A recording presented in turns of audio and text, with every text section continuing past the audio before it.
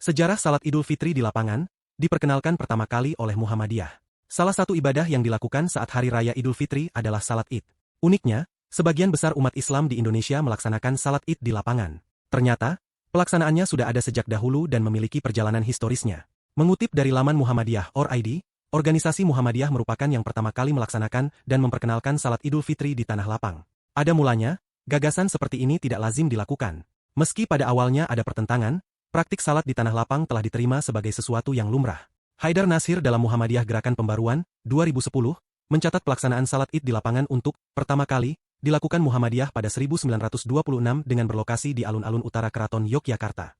Haidar menulis Kiai Ahmad Dahlan yang wafat pada 1923 itu telah berusaha memahamkan umat Islam agar mengikuti sunnah Nabi Shallallahu Alaihi Wasallam dengan salat Id di lapangan terbuka. Pada masa itu umat Muslim Indonesia yang mayoritas bermazhab fikih Syafi'i memang melaksanakan salat Id di masjid, atau dengan kata lain dipimpin oleh imam di dalam masjid karena menganggap keberadaan masjid lebih utama.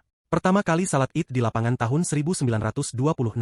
Sementara itu, Almanak Muhammadiyah 1394-1974 mencatat bahwa salat Id di tanah lapang memang dimulai Muhammadiyah pada tahun 1926.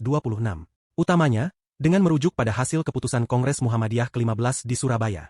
Sultan Nur Hayat dan kawan-kawan dalam Muhammadiyah dalam perspektif sejarah, organisasi, dan sistem nilai, 2019, menjelaskan bahwa asal mula keputusan penggunaan tanah lapang sebagai lokasi sholat Id bermula dari kritikan seorang tamu dari negeri India pada masa kepemimpinan Kiai Ibrahim antara tahun 1923 hingga 1933. Tamu dari negeri India itu memprotes mengapa Muhammadiyah melaksanakan salat Idul Fitri bertempat di dalam Masjid Keraton Yogyakarta.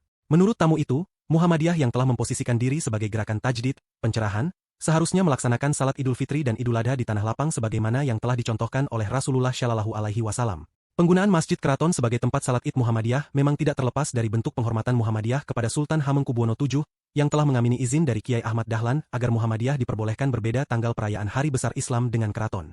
Pasalnya, Muhammadiyah memakai sistem hisab dan kalender Hijriyah, berbeda dengan Keraton yang memakai penanggalan tradisional Jawa atau Aboge sehingga terdapat perbedaan tanggal Hari Besar Islam. Keputusan mempopulerkan sholat Id di lapangan. Keputusan mempopulerkan salat Id di lapangan melalui keputusan Muktamar juga disebutkan oleh Sultan Nur Hayat di atas karena pada masa Kiai Ibrahim itu, fokus Muhammadiyah mulai bergeser pada persoalan tahrij hadis dan persoalan ubudiyah, terutama pada tahun 1927.